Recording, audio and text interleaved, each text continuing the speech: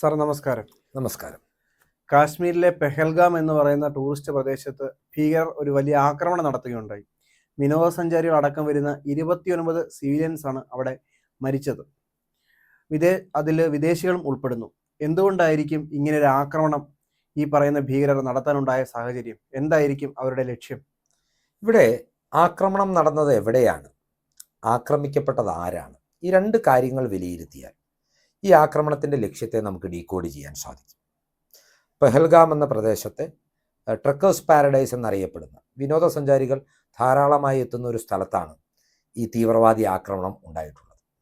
ആക്രമിക്കപ്പെട്ടത് സൈനികരോ സർക്കാർ ഉദ്യോഗസ്ഥരോ കശ്മീരികളോ അല്ല, ടൂറിസ്റ്റുകളാണ്. കശ്മീരിൽ നമുക്കറിയാവുന്നതുപോലെ ആർട്ടിക്കിൾ 370 എടുത്തു കളഞ്ഞതിന് ശേഷം കേന്ദ്ര സർക്കാർ ടൂറിസം പ്രൊമോഷന് വലിയ പ്രാധാന്യം നൽകിയിരുന്നു. ട്യൂലിപ്പ് തോട്ടങ്ങളടക്കം സജ്ജീകരിച്ചുകൊണ്ട് ലക്ഷക്കണക്കിന് വിനോദസഞ്ചാരികളെ കശ്മീരിലേക്ക് ആകർഷിക്കുവാനും സർക്കാരിന് കഴിഞ്ഞിരുന്നു. ഇതിൻ്റെ ഫലമായി കശ്മീരിൻ്റെ സമ്പദ്ഘടനയിൽ വലിയ കുതിച്ചുചാട്ടമുണ്ടാകും. കശ്മീരികൾക്ക് വലിയ രീതിയിലുള്ള സാമ്പത്തിക പുരോഗതി ഉണ്ടാകും. ഇത് ഭീകരവാദികളെ വല്ലാതെ അലസോരപ്പെടുത്തുന്ന ഒരു വിഷയമാണ്. കാരണമെന്ന് പറയുന്നത്, കശ്മീരി ജനതയ്ക്ക് സാമ്പത്തികമായി അഭിവൃദ്ധി ഉണ്ടായാൽ അവർ തീവ്രവാദത്തോട് മുഖം തിരിക്കുമെന്ന ആശങ്ക ഇത്തരം തീവ്രവാദ സംഘടനകൾക്കുണ്ട്. അതുകൊണ്ട് തന്നെ ടൂറിസത്തെ ഇല്ലായ്മ ചെയ്യുവാൻ, ടൂറിസം സാധ്യതകളെ നശിപ്പിക്കുവാനും കശ്മീർ താഴ്വരകളിൽ വീണ്ടും അശാന്തി വിതയ്ക്കുവാനുമാണ് ഈ ആക്രമണം ആസൂത്രണം ചെയ്ത് നടപ്പാക്കിയിട്ടുള്ളത്. ഏത് ഭീകര സംഘടനയായിരിക്കും ഇങ്ങനൊരു ആക്രമണം നടത്തിയിട്ടുണ്ടാവുക? ഇപ്പോൾ പുറത്തുവരുന്ന റിപ്പോർട്ടുകൾ അനുസരിച്ച് TRF എന്ന ഭീകരവാദ സംഘടനയാണ് ഈ ആക്രമണത്തിൻ്റെ ഉത്തരവാദിത്തം ഏറ്റെടുത്തിരിക്കുന്നത്. ദി റെസിസ്റ്റൻസ് ഫ്രണ്ട് എന്നാണ് ഇതിൻ്റെ ഫുൾ ഫോം എന്ന് പറയുന്നത്. ഇത് യഥാർത്ഥത്തിൽ ലഷ്കർ ഇ തോയ്ബയുടെ ഒരു ഉപസംഘടനയാണ്. അതായത് ലഷ്കർ ഭീകരൻ ഹാഫിസ് സെയ്ദിൻ്റെ വലം കൈയായ ഒരു കസൂരി എന്ന വ്യക്തിത്വം, ഞാൻ അദ്ദേഹത്തിന് സെയ്ഫുള്ള കസൂരി എന്ന വ്യക്തിയാണ് ഈ സംഘടനയുടെ നേതാവ്. ഇയാൾ പാക് സൈന്യത്തിൽ നിന്ന് ആയുധ പരിശീലനം ലഭിച്ച ആളാണെന്നും വിവരങ്ങൾ പുറത്തു വരുന്നുണ്ട്. ഇവിടെ കശ്മീരിലെ ലഷ്കറിൻ്റെയും ഹിസ്ബുൾ മുജാഹിദീൻ്റെയും സ്വാധീനം കുറഞ്ഞൊരു ഘട്ടത്തിലാണ് ഈ സംഘടന രൂപം കൊള്ളുന്നത്. അത് സാമ്പത്തിക ഉപരോധമടക്കം ലഷ്കർ ഇ തോയ്ബ പോലുള്ള സംഘടനകൾക്ക് മേൽ പാകിസ്ഥാൻ പ്രഖ്യാപിക്കുവാൻ നിർബന്ധിതമായതോടുകൂടി രൂപീകരിച്ച ഇവരുടെ ഒരു ഉപസംഘടനയാണ്. അവർ കശ്മീരിൻ്റെ പുരോഗതിക്ക് വിഘാതം നിൽക്കുന്ന പ്രവർത്തനങ്ങളിലാണ് കൂടുതലായും ഏർപ്പെടുന്നത്. കൃത്യമായ രാഷ്ട്രീയ പ്രചരണവും ഇവർ സമൂഹ മാധ്യമങ്ങളിലൂടെ നടത്താറുണ്ട്.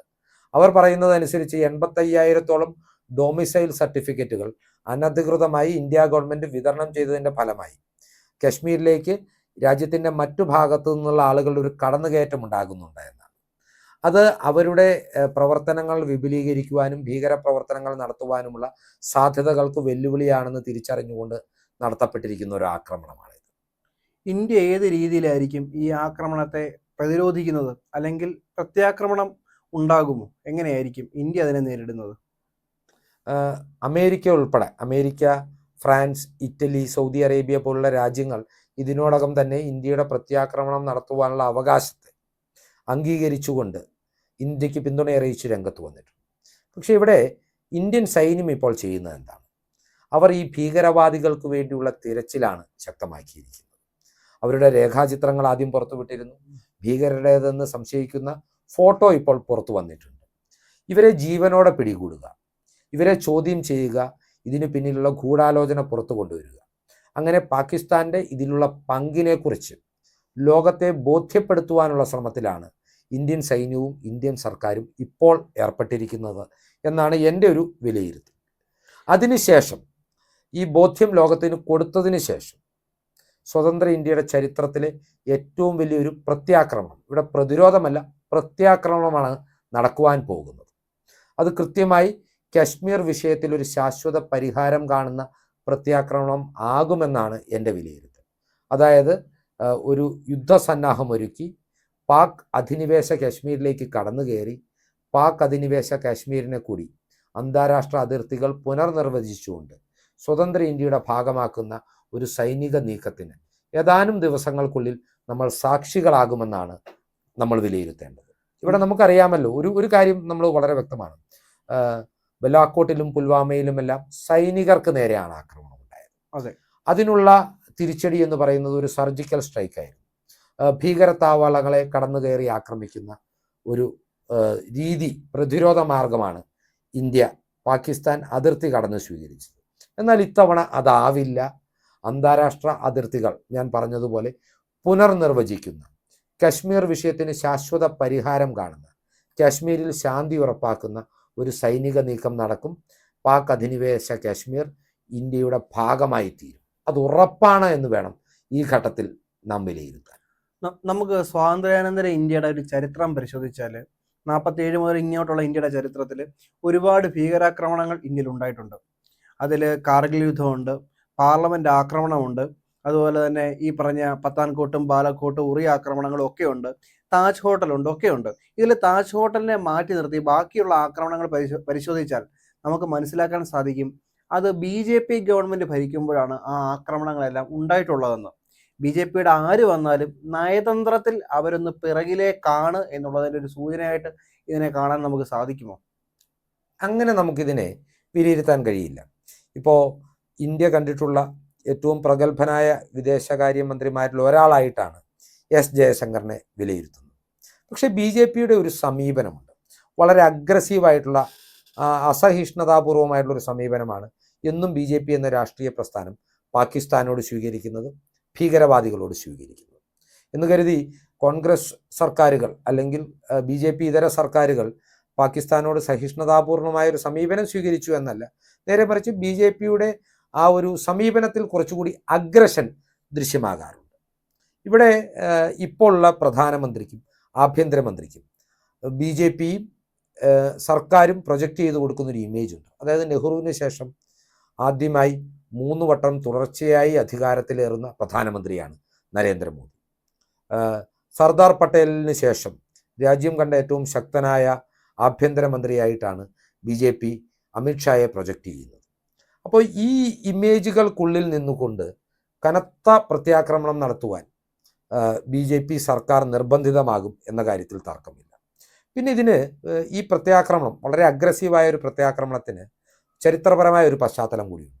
നമുക്കറിയാമല്ലോ, ഹിന്ദു ഹൃദയ സാമ്രാട്ടായിരുന്നു BJPയുടെ എല്ലാ കാലത്തെയും ഏറ്റവും കരുത്തനായ നേതാവായിരുന്നു LK അദ്വാനി. അദ്വാനി ഉപപ്രധാനമന്ത്രിയായിരുന്നപ്പോൾ കാശ്മീരിനോടൊരു മൃദു സമീപനം സ്വീകരിച്ചു. പർവേസ് മുഷറഫിൻ്റെ കാലത്ത് അദ്ദേഹം കാശ്മീരിനോടല്ല പാകിസ്ഥാനോടൊരു മൃദു സമീപനം സ്വീകരിച്ചു.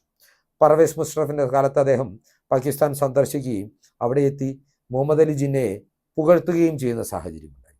എന്നാൽ അതോടുകൂടി BJPക്കുള്ളിൽ നിന്ന് തന്നെ അദ്വാനി വലിയ എതിർപ്പ് നേരിടേണ്ടി വന്നു.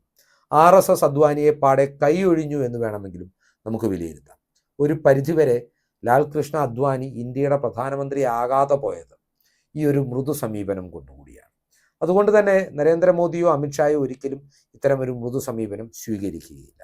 ഇവിടെ നയതന്ത്രത്തിലുള്ള പാളിച്ചയല്ല, പാകിസ്ഥാൻ BJP സർക്കാരുകളോട് സ്വീകരിക്കുന്ന ഒരു അസഹിഷ്ണുതയുണ്ട്. BJP സർക്കാരുകൾ പാകിസ്ഥാനോട് പുലർത്തുന്ന ഒരു അസഹിഷ്ണുതയുണ്ട്. അതിൻ്റെ എല്ലാം പ്രതിഫലനമാണ് പലപ്പോഴും BJP സർക്കാരുകളുടെ കാലത്ത് നടത്തുന്ന അല്ലെങ്കിൽ ഉണ്ടായിട്ടുള്ള ഈ തീവ്രവാദി ആക്രമണങ്ങൾ എന്ന് നാം വിലയിരുത്തേണ്ടി വരും. എന്നിരുന്നാലും ഇത് പാകിസ്ഥാൻ എന്നും ഖേദിക്കുന്ന ഒരു തീവ്രവാദി ആക്രമണമായിരിക്കും.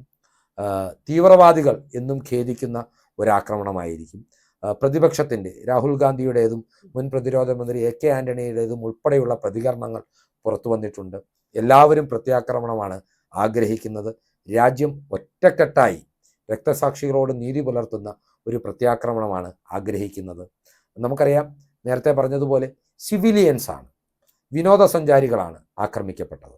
എന്നിരുന്നാലും ഇന്ത്യയുടെ ഒരു ശൈലിയിലുള്ളൊരു വ്യത്യാസമുണ്ട്. തെളിവ് ശേഖരിച്ച് തെളിവുകൾ കൊണ്ട് ന്യായീകരണം നിരത്തി ലോകരാജ്യങ്ങൾ അംഗീകരിക്കുന്ന ഒരു പ്രത്യാക്രമണം, അതിനുള്ള കാലതാമസം മാത്രമേ ഈ വിഷയത്തിൽ വരാനുള്ളൂ.